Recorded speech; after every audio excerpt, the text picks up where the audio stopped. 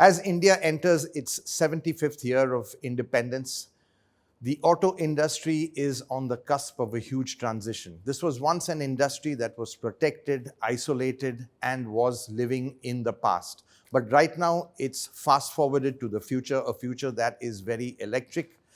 And talking to me about the past and this transition is someone who is leading an electric future for India. We have Naveen Munjal, the managing director of Halo Electric, talking to us. Naveen, thanks very much. So it is, 75 years of Indian independence. Obviously, we've come a long way. But before we talk about the way ahead, just wanted your thoughts on what do you think the last 75 years have taught us? Thank you, Hormazd. Pleasure to be here today. I'm so glad you're talking about the last 75 years and what's going to happen in future. So when you look at the last 75 years of independence, there's a dramatic amount of change that we've seen in this country. We've seen with what we began with was a very non-industrialized nation to start with. It was more of an agri-economy at that point of time. Has now graduated to the fourth largest automotive market in the world. So we've had a huge amount of changes. We've had a huge amount of manufacturing which has come into play here, whether it is from the supply chains, it's the OEMs themselves. We've had international companies coming in. We've had a substantial amount of FDI flows in different technologies. So we've seen IoT coming in, we've seen telecomatics coming in, we've seen mobile telephony going where it is. We've seen our communication system has changed dramatically. In fact, in some of these areas, India is far ahead of what is even happening at a global level.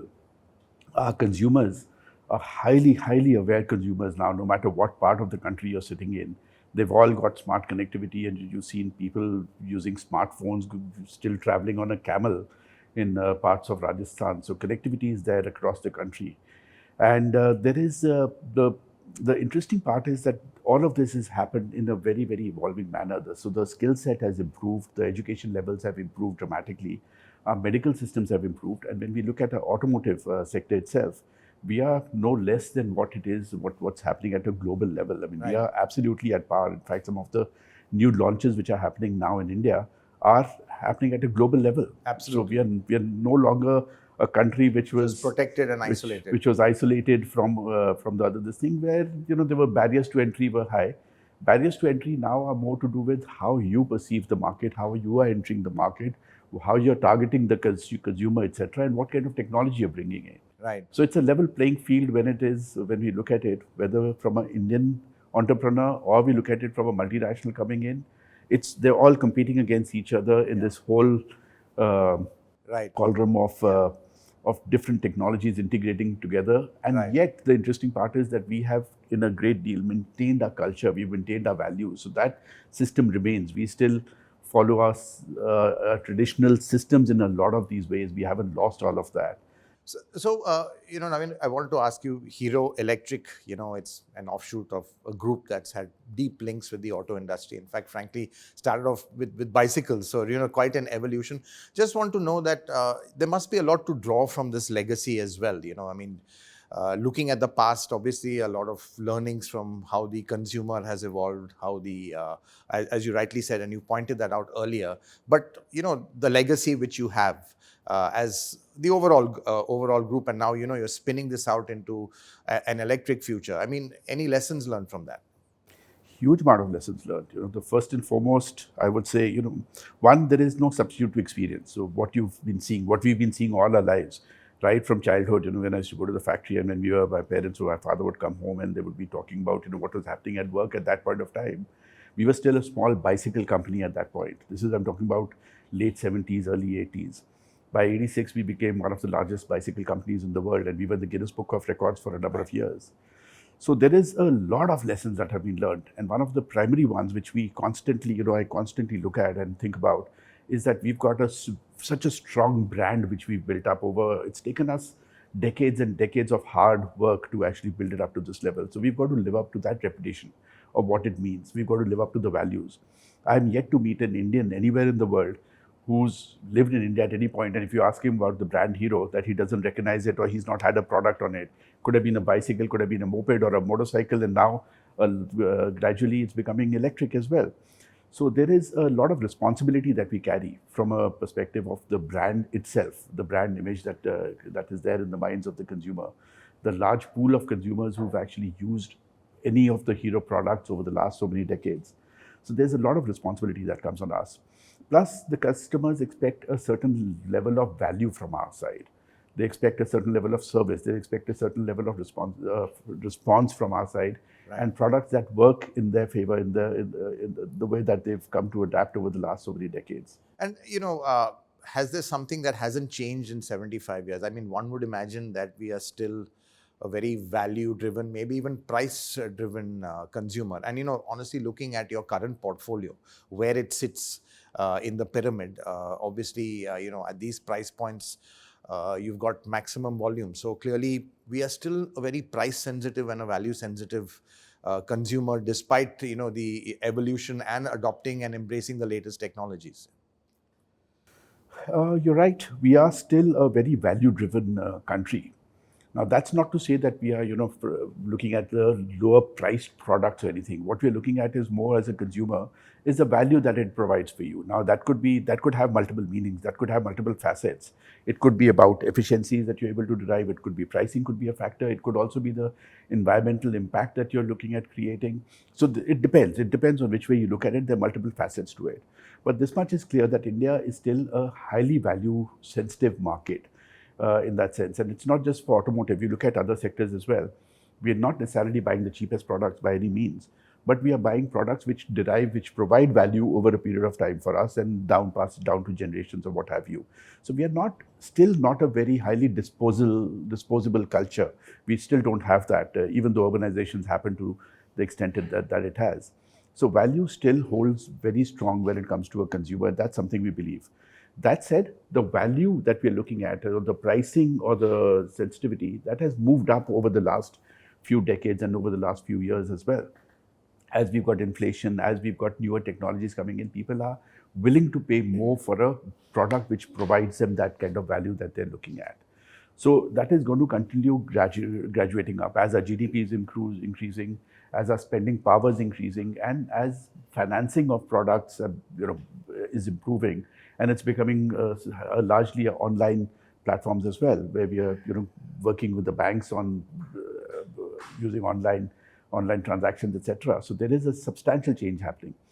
It still remains as a value, but that value is going to continue graduating upwards. No, that's an interesting point, and I want to then shift to the whole drive to electrification, which we've seen in the last 3 to 5 years. So until 70 years, there was absolutely nothing, but even globally, we've seen that it's.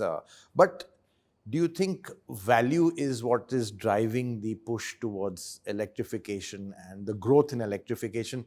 Because let's be honest, I don't think too many are concerned about saving planet Earth. They're more concerned about saving their wallets. That's the way consumers are. Do you think it's the whole value thing, and obviously driven by high fuel prices, which again has a direct correlation to demand as well. So what do you think is really driving this shift towards electrification, which, as you said, you're going to be, increasing your numbers dramatically year on year, month on month?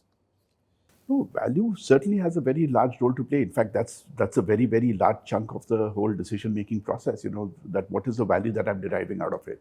Now, again, that could have multiple different angles and approaches to it. It could be the initial purchase price that I'm buying at. Correct. It could be the TCO, which the consumer has begun to understand the concept of what is my total cost of ownership of the vehicle, what is my running cost of the vehicle, what is it that I'm saving on a day-to-day basis, where is the gap between my running of an electric vehicle versus an IC engine vehicle. That gap was always there, but that gap of running has widened in favor of electric over the last couple of months or last year and a half. Given the gas prices where they are, with the petrol prices being at the highest ever that we've ever seen. So that has been quite a trigger. So it is very largely value driven is what hugely value driven. And also when you look at the support that we are getting, so there are multiple factors which come into play. One is, of course, the financial support we're getting from the government in terms of the GSTs policies. The GST being lower, the FAME policies, FAME 2 got enhanced last year. That became a good policy. The awareness that's coming in, plus people seeing vehicles on the road. So they are able to, so value is one part of it. But also when you look at it, the convenience that a customer gets. For example, in the entire product range, our batteries are portable. So if you don't have a charging infrastructure, which we essentially at the country level, even in cities where we are living in apartments and vertical urban centers, where we don't necessarily have charging infrastructure in the older buildings, how do you charge your vehicles at night? So we made our batteries portable across the entire product range. You can take it into your apartment or office or wherever, charge it, plug it back into the vehicle, and off you go again. We've created charging infrastructure for consumers. We've also trained these roadside mechanics to be able to fix the issues that may come in with vehicles or anything of that sort. The small problems, tire punctures, etc.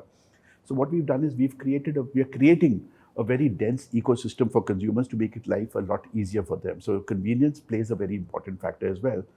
And even though, something like the environment may not be the initial decision maker for a lot of consumers, but once they've made the purchase, when you talk to consumers, and I've done that across different cities, and whether it's urban or even rural, when you talk to them, what does the environment mean for them?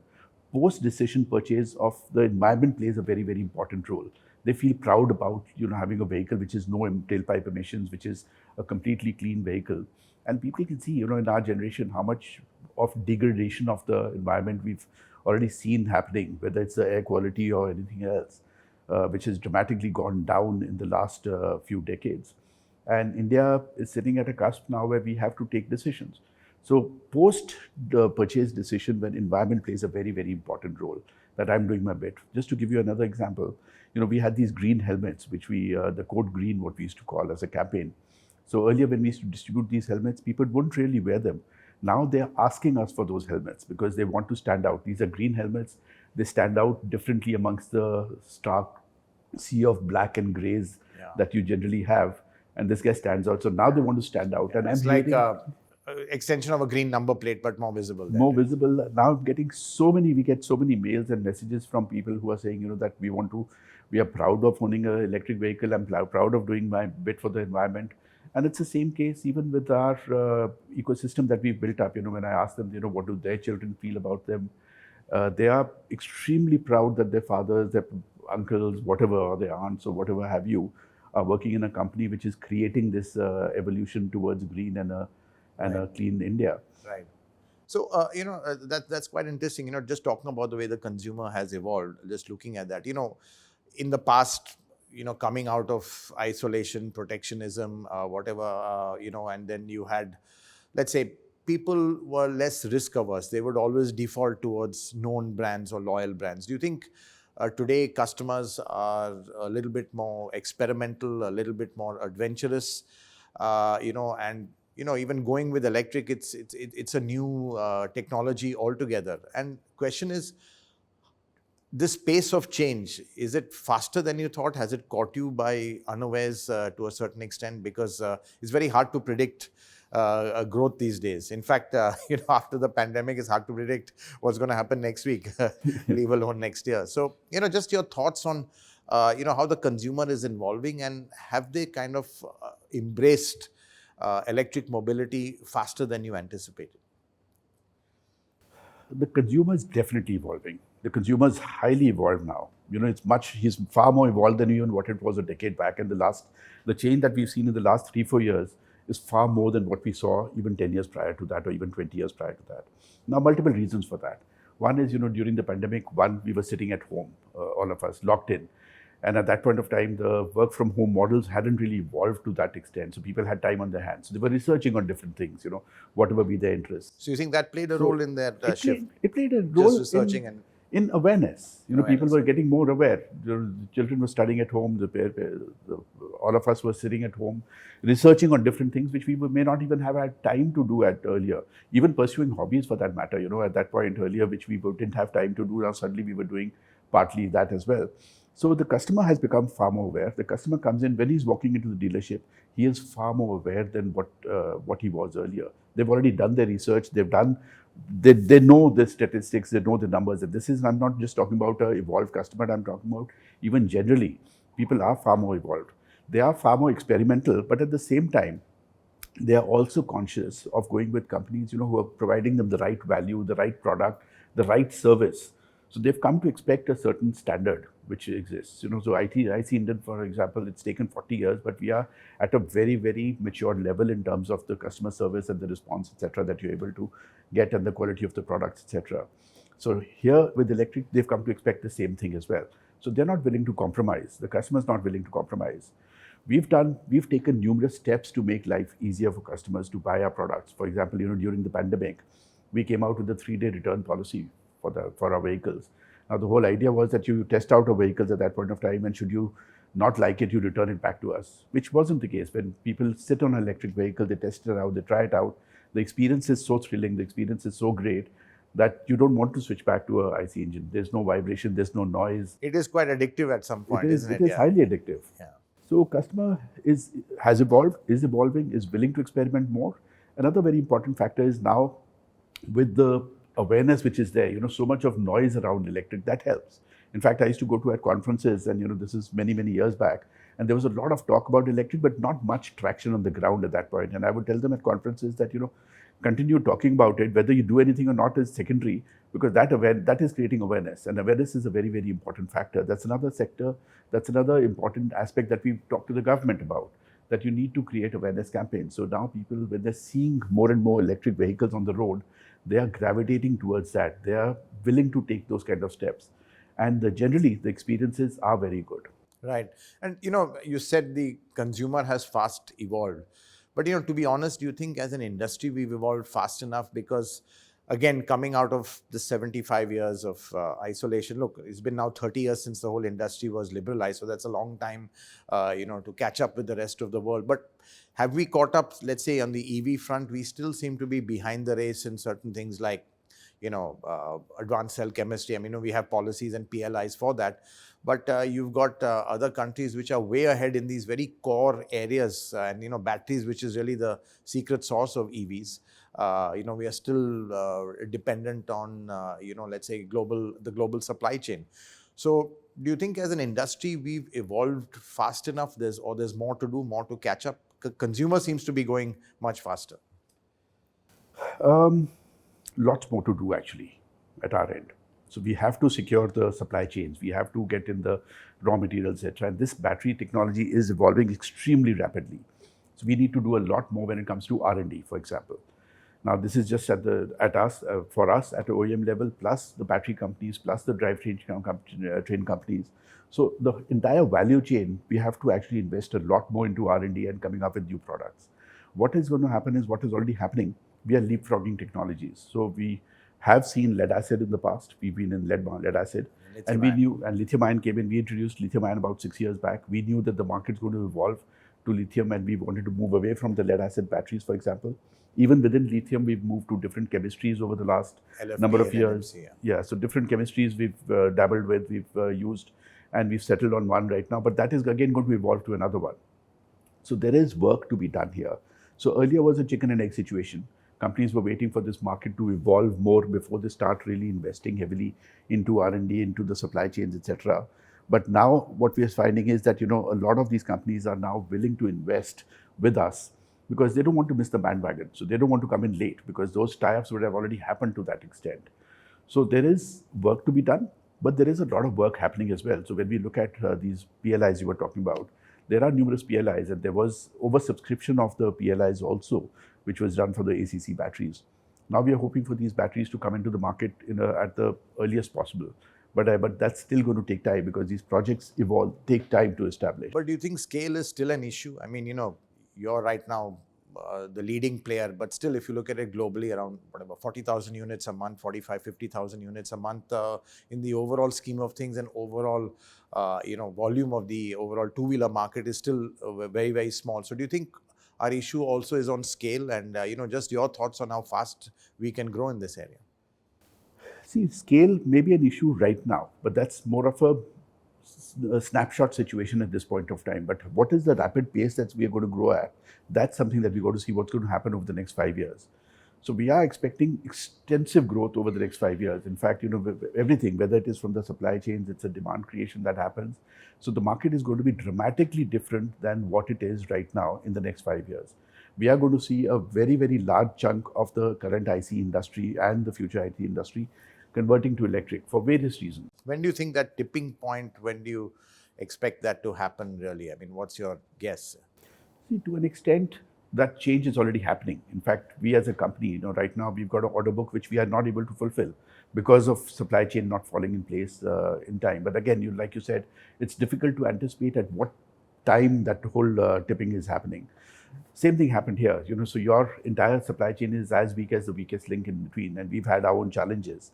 In fact, there were times when we didn't even build vehicles to customers or to dealerships. We couldn't supply because there were some missing components, critical components which were missing. There's geopolitical issues happening at a global level, which were causing supply chain issues. But that said, it's already begun. We are already on that path. We are already on that hockey stick path. The volumes that we are looking at also, in spite of any of these challenges, are more than 2.5x of what we were doing last year. The growth that we are going to see in the next 5 years is going to be more than 20x of what it was last year. So that's the kind of growth. 20x you're looking at in the next 5 years? In the next 5 years. That's the kind of growth that we're going to see. Right, as an industry?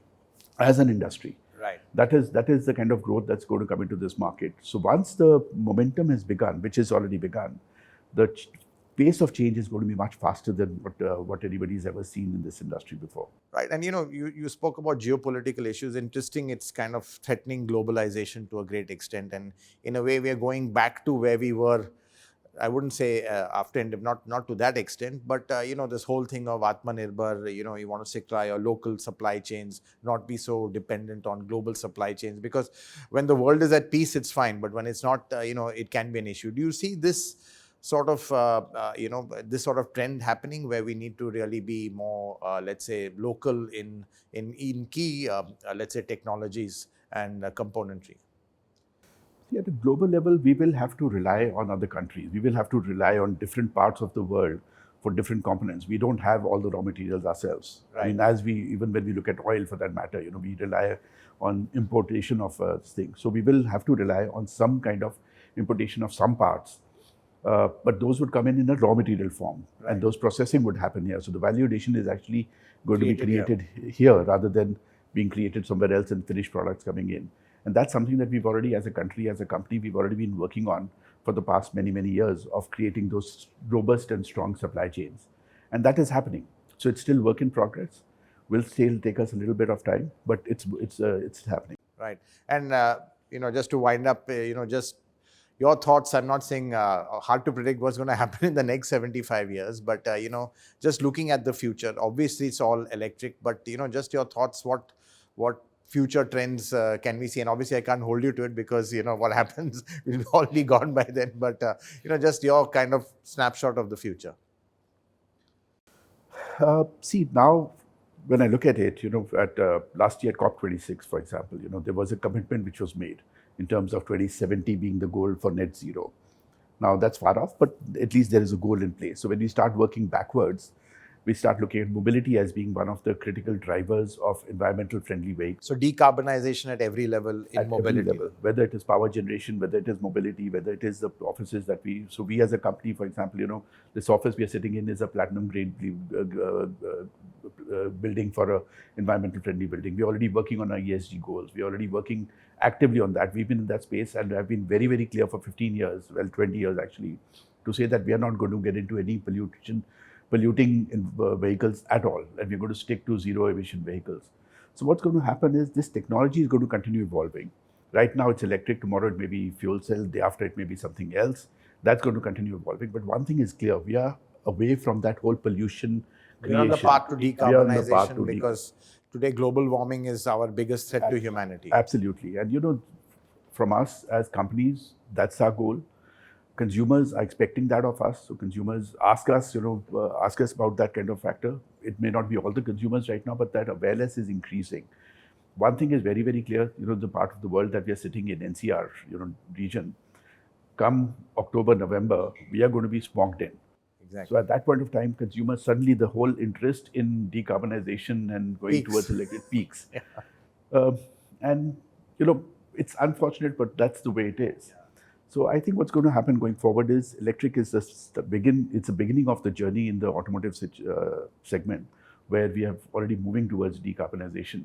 This is going to continue. There's no going back on this. There is no going back to emission vehicles. Right. And I don't think, at a global level, there's too much of R&D being done also on those kind of technologies anymore. Now that all that money is being spent on electrification and how do we go into green vehicles, etc. So I'm very glad to see that. I am confident that going forward, the future is bright, the future is green, and the future is electric. There's absolutely no two ways about it. On that note, Naveen Munjal, thanks so much for Thank talking you to so us. much, Hormazd. It's been a Pleasure. pleasure. Thank you. Thank you.